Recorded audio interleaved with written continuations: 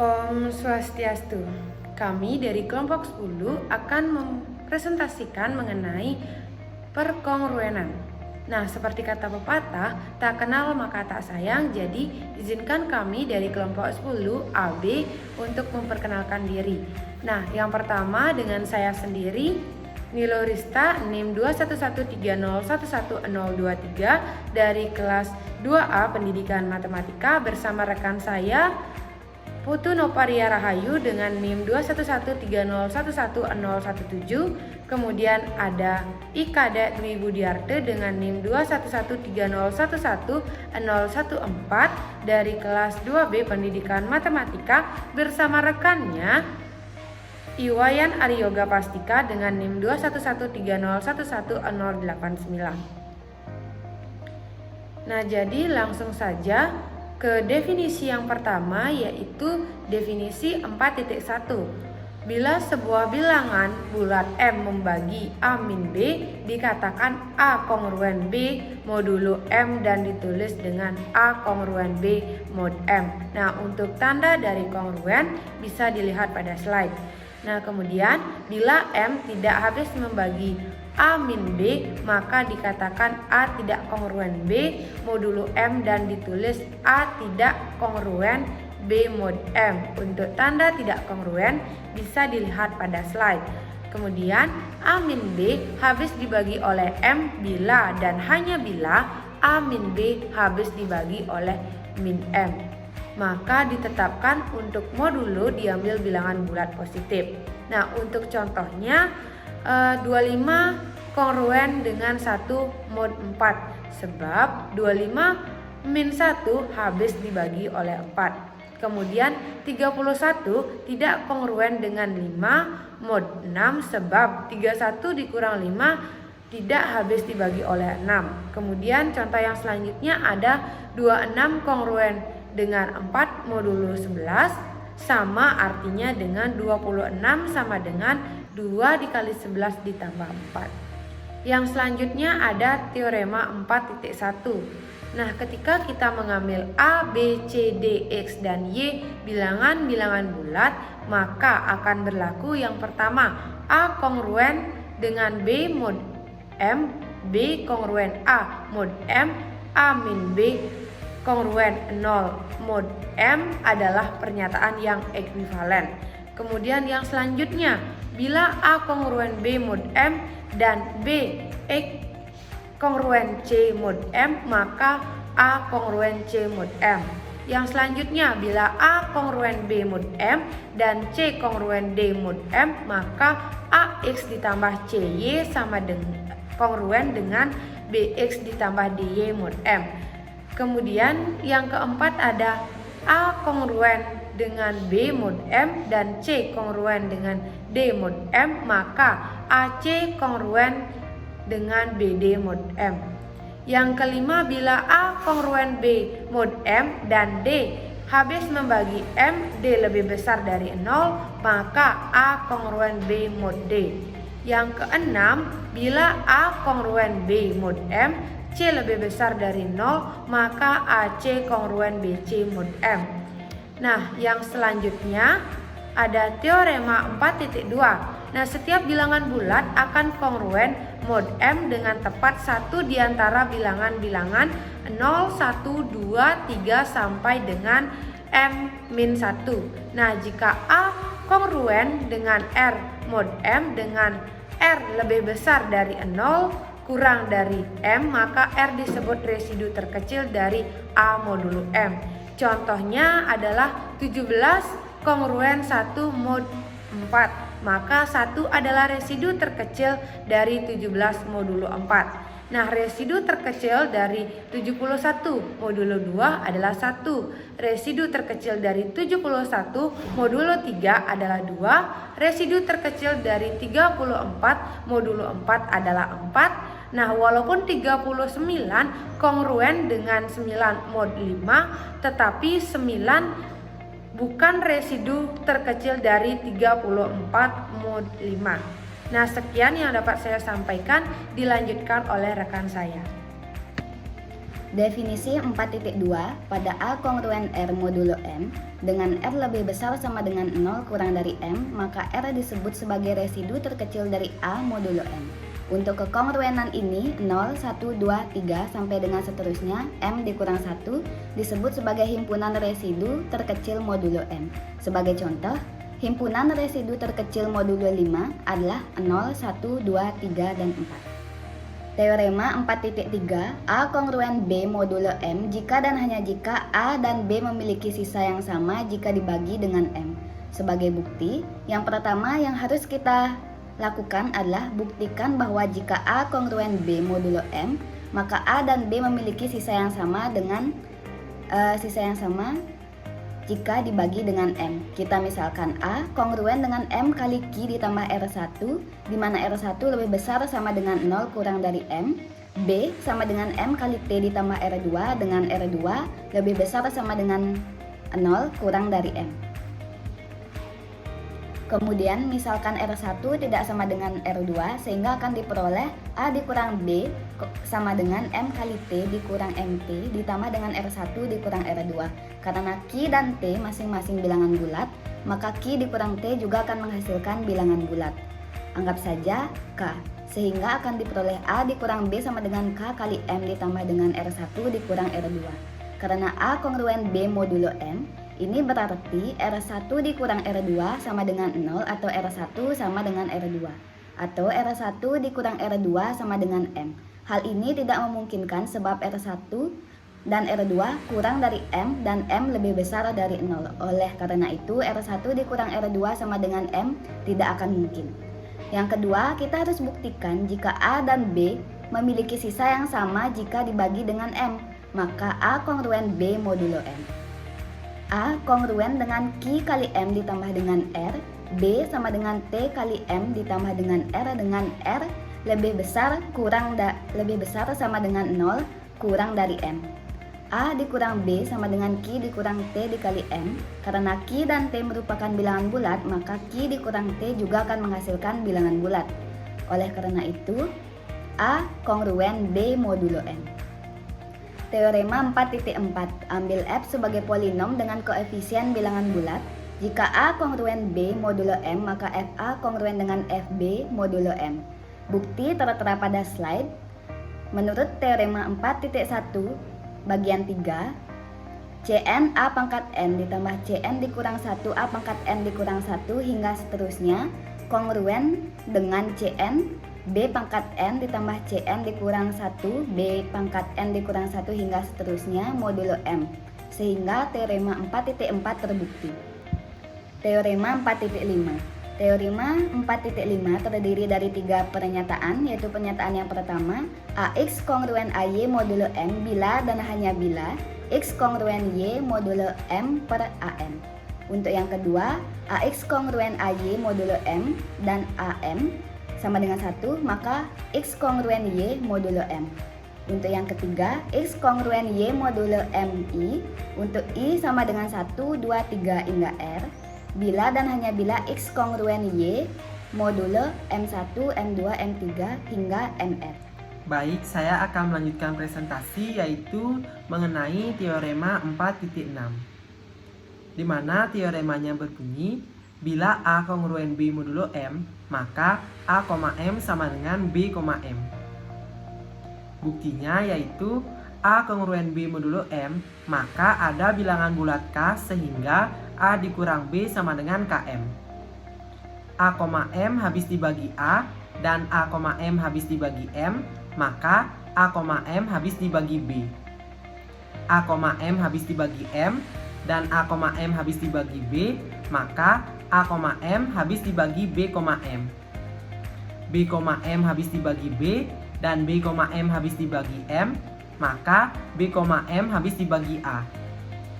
B, M habis dibagi A dan B, M habis dibagi M, maka B, M habis dibagi A, M.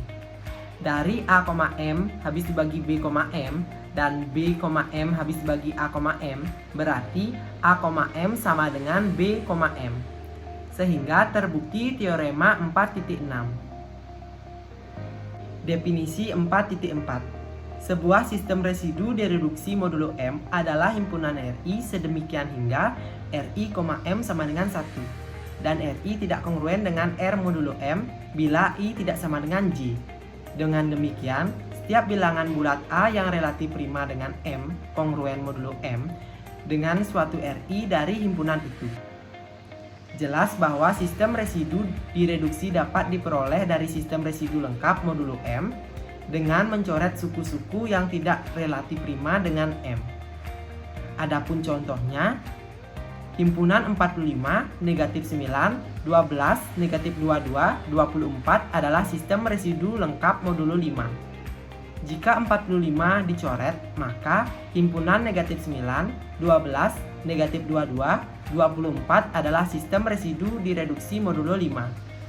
Sebab negatif 9 tidak kongruen dengan 12 modulo 5, negatif 9 tidak kongruen dengan negatif 22 modulo 5, negatif 9 tidak kongruen dengan 24 modulo 5, 12 tidak kongruen dengan negatif 22 modulo 5, 12 tidak kongruen dengan 24 modulo 5, dan negatif 22 tidak kongruen dengan 24 modulo 5. Teorema 4.7, di mana teoremanya berbunyi ambil A, M sama dengan 1, misalkan himpunan R1, R2, R3 sampai Rm sebagai sistem residu lengkap atau direduksi modulo M.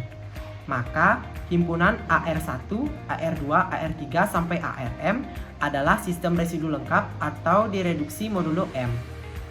Buktinya yaitu bila R1, M sama dengan 1, maka AR1, M sama dengan 1. Sebab A, M sama dengan 1 dan ada sama banyak suku-suku AR1, AR2, AR3 sampai ARM dengan R1, R2, R3 sampai RM. Jadi himpunan R1, R2, R3 sampai RM juga sistem residu lengkap modulo M. Untuk membuktikan himpunan AR1, AR2, AR3 sampai ARM sebagai sistem residu direduksi modulo M, harus dibuktikan ARI tidak kongruen dengan ARJ modulo M. Untuk I tidak kongruen J. Menurut teorema 4.5 bagian 2, bila AX kongruen AY modulo M dan A, M sama dengan 1, maka X kongruen Y modulo M. Jadi, bila ARI kongruen ARJ modulo M, maka RI kongruen RJ modulo M. Padahal menurut ketentuan RI tidak kongruen RJ modulo M. Jadi ARI tidak kongruen dengan ARJ modulo M. Ini berarti bahwa AR1, AR2, AR3 sampai ARM adalah sistem residu direduksi modulo M. Selanjutnya teorema 4.8 atau disebut dengan teorema Fermat yang berbunyi ambil P bilangan prima bila P tidak habis dibagi A atau A, P sama dengan 1, maka A pangkat P dikurang 1 kongruen dengan 1 modulo P. Buktinya yaitu misalkan himpunan 1, 2, 3 sampai P dikurang 1 sistem residu direduksi modulo P. Bentuk himpunan A, 2A, 3A sampai P dikurang 1A, maka menurut teorema 4.7, A, 2A, 3A sampai P dikurang 1A adalah sistem residu direduksi modulo P sebab A, P sama dengan 1. Selanjutnya pasangkan sistem elemen himpunan 1, 2, 3 sampai P dikurang 1 dengan hanya satu elemen dari himpunan A, 2A, 3A sampai P dikurang 1A. Sedemikian I kongruen dengan JA modulo P. Kita gandakan elemen-elemen himpunan 1, 2, 3 sampai P dikurang 1. Demikian pula himpunan A, 2A, 3A sampai P dikurang 1A. Sehingga menurut teorema 4.1 didapat 1, 2, 3 sampai P dikurang 1 sama dengan A, 2A, 3A sampai P dikurang 1A modulo P.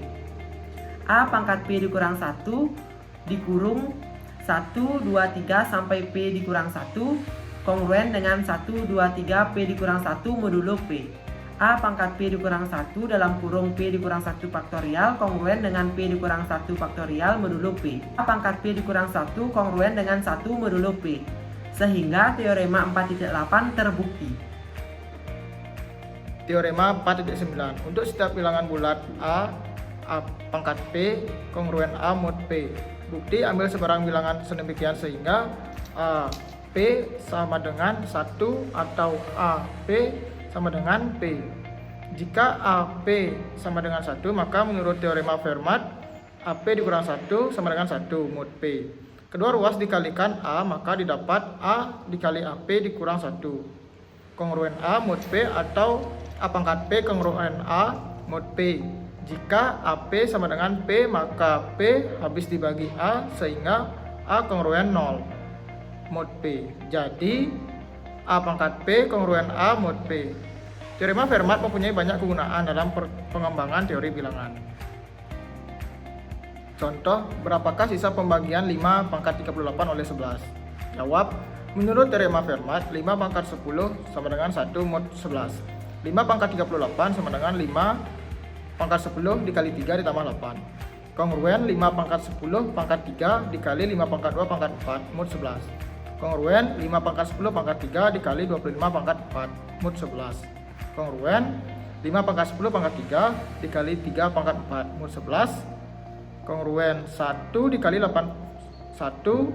mod 11. Kongruen 4 mod 11. Jadi 5 pangkat 38 dibagi 11 bersisa 4. Teorema Fermat dapat juga digunakan untuk mengetahui suatu bilangan n apakah merupakan bilangan prima atau bukan.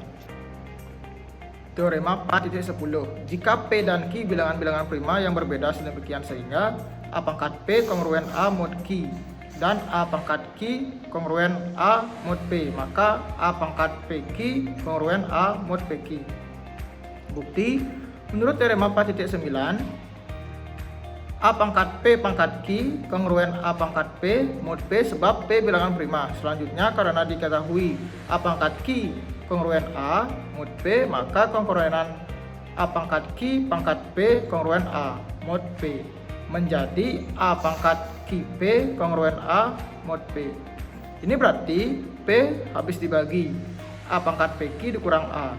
Menurut teorema 4.9, A pangkat P pangkat Q kongruen A pangkat P mod Q sebab Q bilangan prima. Selanjutnya, karena diketahui A pangkat P kongruen A mod Q, maka kekongruenan A pangkat P pangkat Q kongruen A mod P menjadi A pangkat PQ kongruen A mod Q. Ini berarti Q habis dibagi A pangkat PQ kurang A. Sekarang P habis dibagi A pangkat PQ dikurang A dan Q habis dibagi A pangkat PQ kurang A. Maka PQ habis dibagi A pangkat PQ kurang A atau A pangkat PQ kongruen A mod PQ terbukti. Definisi 4.5. Persamaan bentuk fx kongruen 0 mod M disebut perkongruenan modulo M. Definisi 4.6. Ambil R1, R2, R3 sampai dengan Rm dinyatakan sebagai sistem residu lengkap modulo M. Banyak penyelesaian dari fx kongruen 0 mod M adalah banyaknya R1 yang memenuhi sehingga Fr1 kongruen 0 mod M. Menurut teorema, banyaknya solusi tak akan melebihi dari M bila M kecil mudah dihitung. Contoh, x kuadrat ditambah 1 kongruen 0 mod 7 tidak mempunyai solusi sebab dari bilangan-bilangan 0, 1, 2, 3, 4, 5, 6 tidak ada yang memenuhi x sehingga x kuadrat ditambah 1 kongruen 0 mod 7. Sedangkan x kuadrat plus 1 kongruen 0 mod 5 mempunyai dua solusi yaitu x sama dengan 2 dan x sama dengan 3. Definisi 4.7. Ambil fx sama dengan A0 x pangkat n ditambah A1 x pangkat n kurang 1 ditambah sampai dengan an bila A0 tidak kongruen 0 mod m, maka derajat dari fx kongruen 0 mod m adalah n. Bila A0 kongruen 0 mod M, ambil bilangan bulat positif terkecil J sedemikian sehingga AJ tidak kongruen 0 mod M. Maka derajat dari Fx kongruen 0 mod M adalah N dikurang J. Bila tidak ada bilangan bulat positif J yang demikian artinya semua koefisien dari Fx adalah kelipatan dari M. maka tak ada derajat yang ditunjukkan perkongruenan tersebut. Hal ini menyatakan bahwa derajat dari fx kongruen 0 mod m tak sama seperti dari polinom fx atau persamaan fx sama dengan 0. Derajat pada pengkongruenan tergantung pada modulo, sedang pada persamaan tidak. Contoh 4.10, bila gx sama dengan 6x pangkat 3 ditambah 5x kuadrat ditambah 1, maka gx kongruen 0 mod 5 berderajat 3. Gx kongruen 0 mod 3 berderajat 2 dan gx sama dengan 0 berderajat 3. Teorema 4.11. Bila D habis dibagi M, D lebih besar dari 0, dan bila U adalah sebuah solusi dari fx kongruen 0 mod M, maka U adalah sebuah solusi dari fx kongruen 0 mod D. Bukti menurut teorema 5.15 yaitu bila A kongruen B mod M dan D habis dibagi M, D lebih besar dari 0, maka A kongruen B mod D. Jadi fx kongruen 0 mod M dengan D habis dibagi M, D lebih besar daripada 0, maka fx kongruen 0 mod D. Sehingga bila U solusi dari fx kongruen 0 mod M, maka U juga solusi dari fx kongruen 0 mod D. Terbukti. Sekian presentasi dari kelompok kami. Kami ucapkan terima kasih dan kami juga memohon maaf apabila terdapat kesalahan kata. Sekian dan kami akhiri dengan Parma Santi. Om Santi Santi Santi Om.